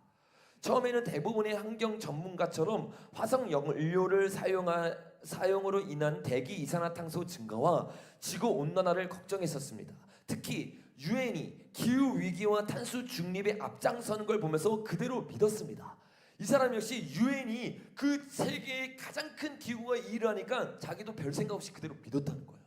그런데 2021년 불편한 사실이라는 책을 출간하면서 그동안 제가 잘못된 정보를 알고 있었다는 것을 깨닫고 종말론적 환경주의를 번역하면서 기후 위기라는 것은 1970년대 서구 사회를 휩쓸렸다가 나중에 허무맹랑한 거짓으로 밝혀진 환경 종말론의 재현에 불과하다는 사실을 알게 되었습니다. 와, 이 시기도 어떻게 이렇게 딱 들어맞는지. 1970년대 아까 뭐가 있다 했어요? 68년에 뭐가 있었어요? 문화혁명 때요. 그때 있었던 이데올로기가 죽은 게 아니라 지금도 있는 것처럼 이 환경 이데올로기 역시 그때 유행했던 거예요. 그거를 그대로 이데올로기를 가져오니까 어떻게 해요? 레닌과 스탈린과 칼 막스의 공부를 한 사람은요 항상 똑같은 단어를 사용해요. 성적인 문제를 해결해야 된다. 기후 문제를 해결해야 된다. 동물을 사랑해야 된다. 요 세 가지가 다 어디서 나왔어요? 이미 1970년대부터 서구 사회를 휩쓸렸던 칼 막스의 이론 중에 하나인 겁니다. 그 이론을 가지고 언론 선동을 하고 있는데 이 언론 선동에 사람들 다 당해버립니다. 아니 언론이 이렇게 쉽다고? 여러분 러시아가 100명의 언론 선동으로 넘어갔잖아요. 우리나라가요 여러분 300만 명이요 강우병으로 한 명도 안 죽었는데 수많은 사람이 죽는다는 언론 선동에 속아가지고 300명이 촛불 들고 나왔잖아요. 여태까지 죄가 하나도 밝혀지지 않은 사건에 대해서 탄핵시켰다고 300만 명이 모아가지고 촛불 들고 탄핵시켰잖아요. 언론이요 얼마나 무서운 건지 몰라요. 그래서 언론을 제대로 볼 수 있는 눈이 생겨나지 않으면요 절대로 분별하지 못합니다. 그 눈이 어디서 생기느냐? 정확한 성경적 가치관에서 생겨나는 거예요. 그래서 저와 여러분이요 기준을 언론에 두는 게 아니라요 이 말씀에 둬야 될 줄로 믿습니다. 그 마지막 때 미혹되지 않으려면 말씀을 얼마나 많이 읽어야겠어요. 말씀을 달달달 읽어야 되고 말씀에 목숨 걸어야 됩니다. 그래서 뭐 요한계시록에 뭐가 나온다 딱딱딱 대답할 수 있을 정도로 아니 시험 공부도 그렇게 열심히 해서 말씀 공부를 여러분 열심히 안 되고 말이 안 되는 거예요. 말씀은 생명인데 그냥 영적 생명이 아니라 진짜 실제적으로 말씀은 생명인 거예요. 여러분이 이 말씀이 얼마나 생명이고 실제적인 걸 알면요 이 말씀에 사활을 걸어야 돼요. 옆에 있는 사람만 다시 한번 인사해 봅시다. 우리 말씀에 사활을 걸읍시다. 앞뒤 사람이랑 말씀에 인생을 겁시다. 네, 아멘이시요? 진짜 이 말씀에 인생을 걸어야 돼. 말씀대로만 됩니다. 말씀에 분별력이 없으면 살아갈 수가 없는 거야. 이 사람들이 계속 그렇게 우리를 속이고 있는 거를 이 기후학자들이 양심선언을 계속하고 있는데 아까 말했던 박석순 교수님과 함께 대표적으로 그 글을 썼던 사람이 MIT에 있었던 린젠이라는 교수님이에요. 린젠이라는 교수님이 2021년에 글래스고 기후회의, 그 기후회의 중에서 권위 있는 기후회의입니다. 여기서 기후 앞으로 뭐 탄소 정책을 이렇게 하자, 중립탄소로 이렇게 하자 하면 그것이 유엔과 뭐 수많은 이 아젠다들에 뿌려지기 시작하는 거예요. 근데 그분이 이렇게 이 회의를 보면서 이렇게 말해요. 글래스고에서 어떤 결정을 해도 지구 기후에는 아무런 영향을 미치지 못한다. 탄소세를 만들고 그 사람들을 통제해도 그걸로 기후가 바뀌지 않는데요. 근데 바뀌는 게 있대요. 하지만 세계 경제에는 엄청난 영향을 줄 것이다. 무슨 말이에요? 이게 지금 비꼬고 있는 거죠. 그들이 지금 회의하고 있는 거는 실제 기후 이상 때문에 그런 정책을 내고 있는 게 아니라 이거를 통해서 전 세계를 어떻게 해야 되는 거예요? 하나로 묶으면서 경제에 영향을 주기 시작하는. 실제로 이 탄소세 때문에 여러 가지를 사용하지 못하기 시작하면요 임금이 실제로 4배에 오른다. 4배. 그러면 어떻게 돼요? 그들이 원하는 디스표어가 한 발자국 앞당겨지겠죠. 이산화탄소가 기후를 조절한다고 믿는 것은 마술을 믿는 것과 유사하다. 탄소 중립은 고비용 무효가다. 고비용 돈이 많이 들면서 무효가인데 수많은 사람들이 지금 탄소 중립 아젠다를 외치고 있어요. 다 섞고 있는 겁니다. 여러분 지금 전 세계 사기가 펼쳐지고 있는 거예요. 전 세계가 다 그러니까 게벨스가 그랬잖아요. 100번 거짓말을 치면 진실이 된다. 지금 전 세계가 거짓말을 치고 있으니까 다 섞고 있는 거예요. 그러니까 전 세계가 짜고 다 속여야지 그런 게 아니라요. 잘못된 이데올로기에 주입돼 버리니까 너도 나도 할 것 없이 거짓말을 진실로 믿고 보도하고 있는 거예요. 여러분 생각해 보세요. 최순실 사건 때 한 명이 찌라시를 딱 뿌립니다. 한 명이 딱 붙잡아서 언론에서 냈어요. 그때 다른 사람이 진실이든 거짓이든 상관없이 어떻게 해요? 그냥 다 언론 내는 거예요. 이게 언론의 특성입니다. 강우병 때 수많은 사람이 죽는다고 누가 찌라시를 딱 뿌렸어요. 누가 이거를 특종을 내면서 사람들이 많이 봅니다. 다른 언론도 어떻게 해요? 그냥 따라내는 거예요. 그게 거짓말이든 진짜든 상관없어요. 언론의 특성이 그렇습니다. 거기에 다 속아 넘어가는 거예요. 미국 언론을 딱 잡아버리잖아요. 전 세계 언론을 잡아버리는 거예요. 그래서 미국의 프로그램이 여러분 수만 가지가 있는데 몇 개의 회사가 운행한다고 했어요. 기억나시는 분 있어요? 6개의 회사. 수많은 채널들에서 얘기를 하는 것 같은데 그 위스로 올라가면 돈줄은 딱 6개예요. 그 6명이요 전 세계의 가치관과 전 세계의 눈과 전 세계의 길을 장악하고 있는 겁니다. 미국의 언론이 얼마나 잘못되는지 몰라요. 그 트럼프가 당선될 때도 몰라겠어요. 트럼프가 당선될 확률은 제로이다 이랬어요. 그 소리를 계속 듣는 사람이 트럼프를 뽑아야 안 뽑죠. 계속 언론 선동을 하는 거예요. 언론이 사로잡혀 있으면요 결국엔 그들이 원하는 세상이 되어버린 겁니다. 이해가 되시죠? 그들이 다 짜고 거짓말을 쳐서 이게 이루어진 게 아니라는 거예요. 어떻게 그 사람들이 다 같이 거짓말을 칠 수 있어? 이게 아니라 그 언론의 습성을 이용하는 거예요. 우리는 언론의 습성을 잘 모르잖아요. 공산주의와 레닌과 스탈린은요 처음 공산주의의 이론이 언론 선동 기술이에요. 그래서 그들은 언론을 어떻게 선전해야 되는지 어떻게 선동해야 되는지 이거를 전문가급으로 알고 있는 거예요. 이게 얼마나 치열한 영적 전쟁을 우리 가운데 일어나고 있는지를 저와 여러분이 실제적으로 알아야 됩니다. 여러분 실제로 이런 언론 선동을 하기 위해서 이 BBC가 대표적인 그런 잘못된 방송 중에 하나거든요. 어떻게 했느냐면 자, 폭로를 한 거예요. 영국 BBC 방송의 환경 및 과학 담당자이었던 데이비드 슈크먼은 자신의 저서에서 일부 영상 제작자들을 빙하 붕괴의 극적인 명장면을 만들기 위해 사용하는 속임수를 폭로했대요. 어떻게 폭로했냐면 제작자들은 빙하 가장자리 가까이 헬리콥터로 접근하여 폭발물을 깊이 갈라진 빙하 틈 사이에 떨어뜨린 후 안전거리로 후퇴하여 카메라를 설치하고 원격 조종 장치를 이용하여 폭발물을 작동시킨다. 이러면 어떻게 돼요? 빙하가 녹아져 내리는 장면이 연출되겠죠. 그 장면을 찍어서 어떻게 해요? 빙하가 녹고 있다는 거예요.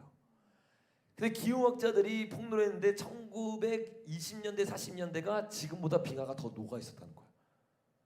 이게 빙하가요. 이 지구의 온도가요. 이 주기에 따라서 낮아졌다가 높아졌다가 낮아졌다가 높아졌다 합니다. 근데 기후에 대해 통계를 내는 컴퓨터에 뭐가 빠져 있냐면 낮아졌다 높아졌다 했는데 낮아졌던 것은 기록하지 않아요. 높아지고 있었던 역사만 기록합니다. 근데 진짜 역사를 보면 기온이 높았을 때 경제적 호황이 일어났어요. 왜? 사람들은 추워서 죽는 사람이 더 많았잖아요, 옛날에는요. 근데 옛날에는 따뜻해지니까 더 일을 할 수 있고 더 많은 일들을 했는데 그런 역사적 사실들은 싹 빼버려요. 그리고 잘못된 통계 프로그램으로 컴퓨터를 만들어서 우리에게 겁을 주고 있다는 거예요. 여러분 이렇게 기후 위기를 통해서요 수많은 사람에게 두려움을 주면요 어떠한 일이 일어나는지 우리 한 영상을 한번 봐보겠습니다. Over here, it's being driven by climate change, and there is the fear that we're going to have what's known as climate lockdowns, and this will be basically used as they control our money with a cashless system. If you have a cashless system, they have control over your money, what goes into your account, and how you can use it. Maybe you've used too many carbon credits. This is now the movement for climate change. Sometimes we can't deny that there are cosmological events taking place. Jesus said himself in Matthew 24 that there will be earthquakes, there will be all sorts of signs in the sky, signs in the heavens. There will be changes in climatic conditions. But the devil wants us to believe that this is all being caused by man. And so taxes, carbon taxes will be developed. We're being told by the United Nations in their what's known as Agenda 2030 that we must get to zero carbon. And that in order to get to zero carbon, that's going to mean less flying, less movement, even the creation of more genetically modified foods. So in a way we can understand why these supply chain shortages are taking place. We're being conditioned, we're being used to getting used to a lifestyle where we're governed, constantly watched, constantly monitored, constantly tracked, constantly surveilled. 이분이 얘기하고 있는 게 굉장히 정확하게 보고 있고 얘기를 하고 있는 건데 유엔과 수많은 곳에서 기후 위기를 사람들 때문에 일어나게 될 것입니다라고 믿게 만들 거라는 거야. 그래서 결국엔 뭘 한다고? 탄소세를 세계 경제 포럼 같은 곳에서 이야기하기 시작하고 그것으로 통제와 사회를 만들기 위해서 여기서 나오지 않았지만 어떤 도시를 만들어요? 15분 도시를 만들어요.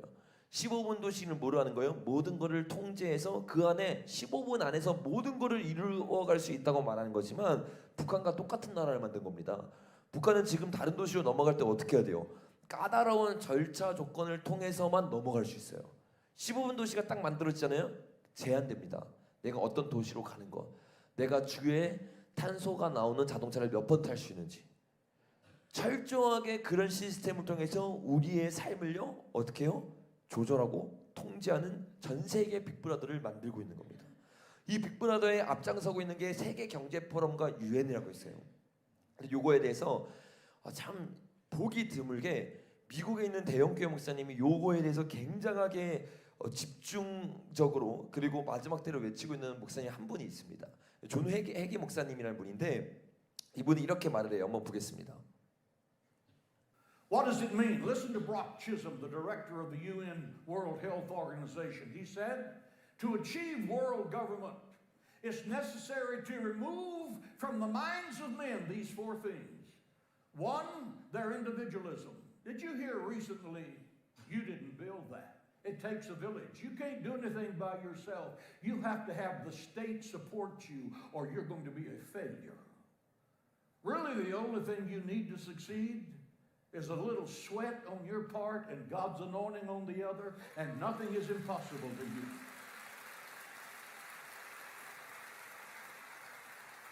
Secondly is the loyalty of their families. That needs to be destroyed. 70% of the children in America do not live with their birth father. Thirdly, destroy national patriotism.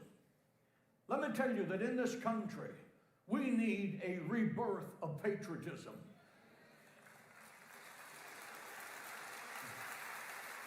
The fourth thing that has to be destroyed is religion. That's war against Christianity.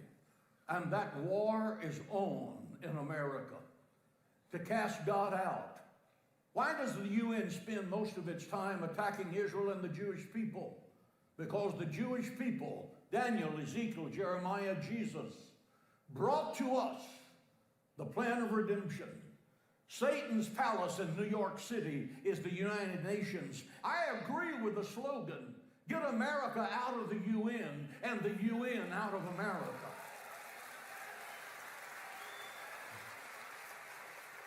I would like to see America stop all funding to the United Nations. All funding. We can plug that anti-Semitic sewage pipe in a day if we would do that.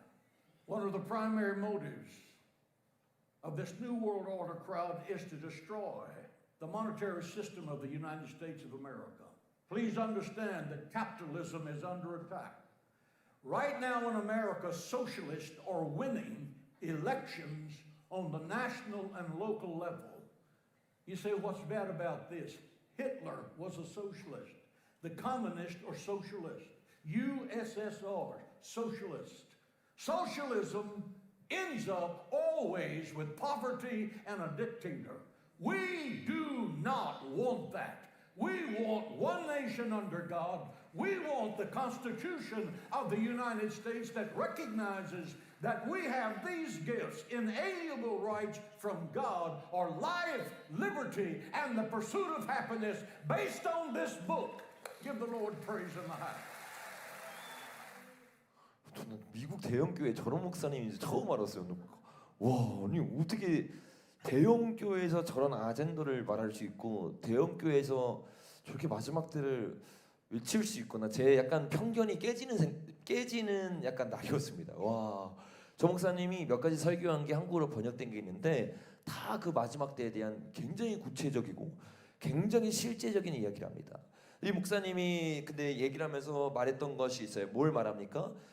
유엔과 또 세계 보건협의회가 4가지를 말하는데 첫째가 뭐예요? 혼자서는 아무것도 할 수 없다면서 정부, 큰 정부를 만들고 큰 정부를. 정부가 하는 일이 적어지고 국민이 하는 일들이 많아져야 되는데 큰 정부를 만들면서 어떻게 해요? 그림자 사회, 그리고 어떻게 해요? 전부를 의존할 수밖에 없는 사회주의 사회를 만들려고 하는 거예요. 그 가운데서 어떻게 해요? 공급을 받고 뭐 건물하든 뭐를 하든 나라의 도움이 없고 나라를 끼지 않고는 할 수 없는 사회를 만들어야 된다. 이게 공산주의입니다. 정확하게 깨뚫고 있는 거예요. 뭐래요? 가족을 해체해야 된다. 세 번째, 네 번째 쭉쭉쭉 말하면서 마지막 네 번째가 뭐였어요? 종교를 없애버려야 된다.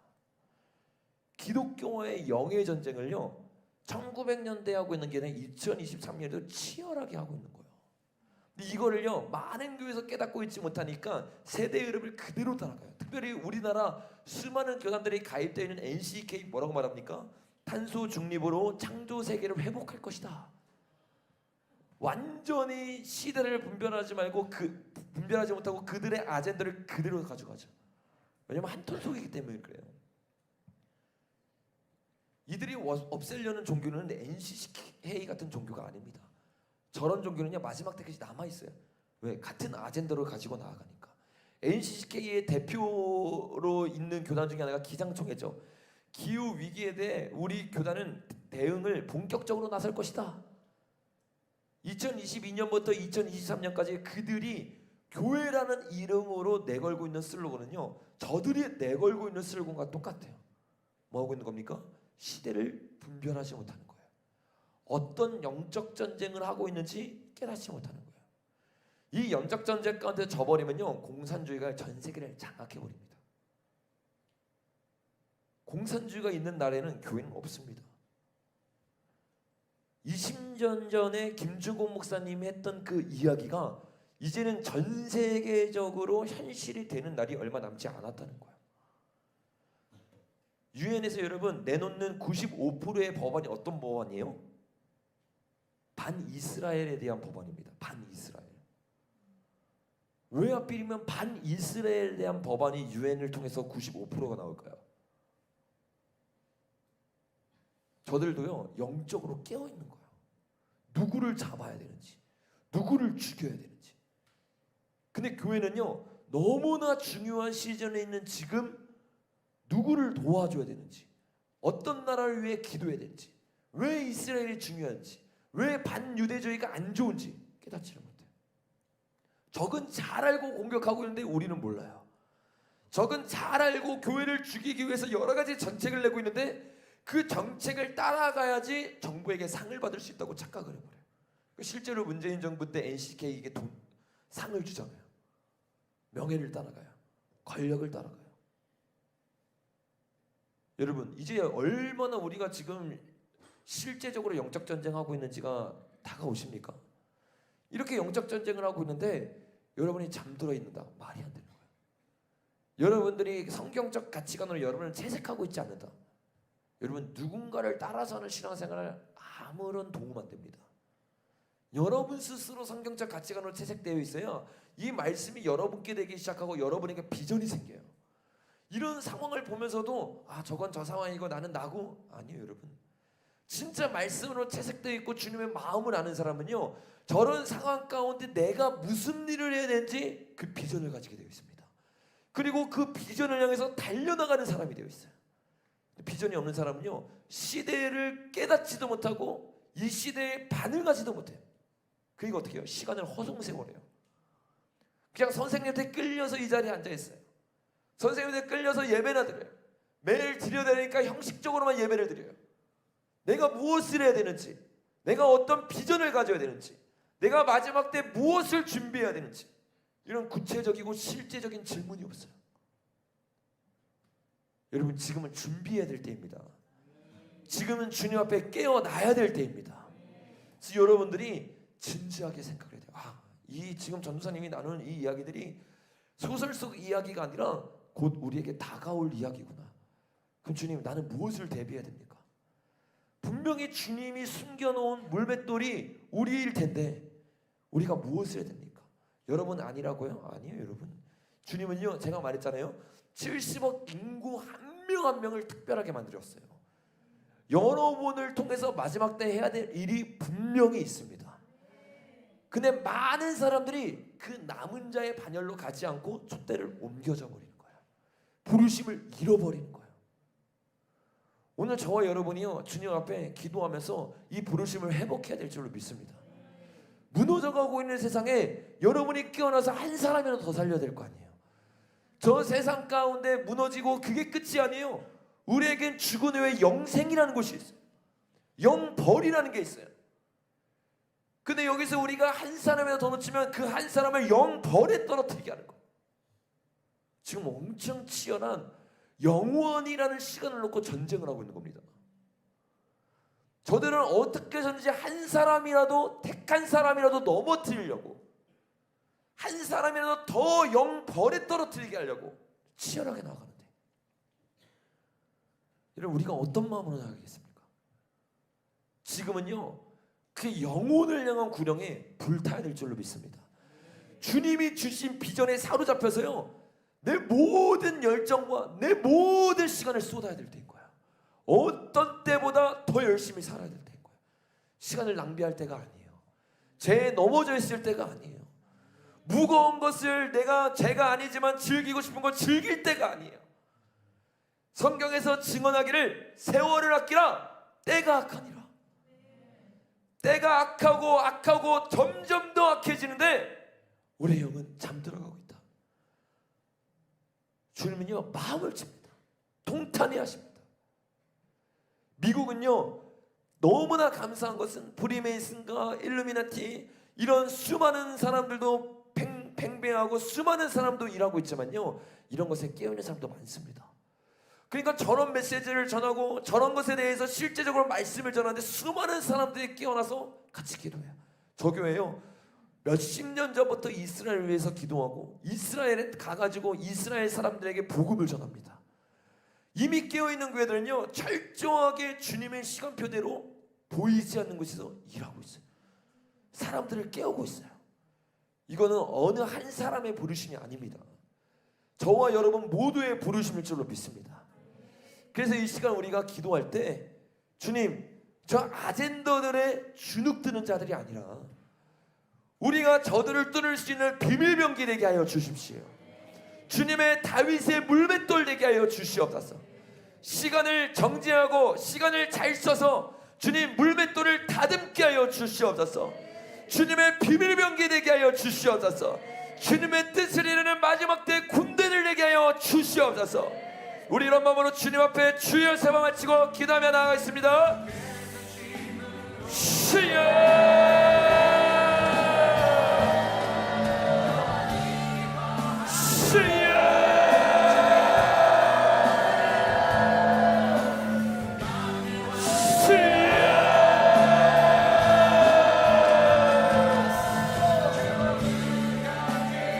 성령님이 마지막 때 주님의 부르심과 마음을 깨달아 주님 우리가 깨어나게 하여 주십시오. 주님 앞에 달려나가게 하십시오. 기도하며 신세를 분별하는 이 쌍안의 기름부음을 부어주십시오. 지금은 깨어있을 때입니다. 지금은 준비할 때입니다. 지금은 주님을 찾을 때입니다. 성령님, 잠들어 있었던 우리의 영성을 깨워주시고 주님, 우리의 영이 정신을 차리게 하십시오. 기도의 불을 부어주시고 잠들어 있는 영혼을 깨우는 주의 발소리를 듣게 하십시오. 수많은 언론들이 우리를 잠들게 만듭니다. 수많은 언론들이 우리를 죽어가게 만듭니다. 주님, 언론에 속지 아니하며 주의 말씀으로 재생되어 시대를 분별하는 진정한 교회들이 일어나게 하십시오. 영적인 야성이 깨어나는 교회, 시대를 분별하여 준비하는 교회, 주님, 수많은 영혼을 살리고 수많은 영혼을 깨우며 수많은 영혼을 예수님께 돌아오게 하는 다윗의 물맷돌들 되게 하십시오. 다윗의 숨겨진 물맷돌, 주님 이 자리에서 훈련되고 준비되고 다듬어지고 깎여지게 하십시오. 성령의 기름 부음으로 이 마지막 때를 주의 말씀으로 살아가는 주의 헌신된 백성들 되게 하십시오.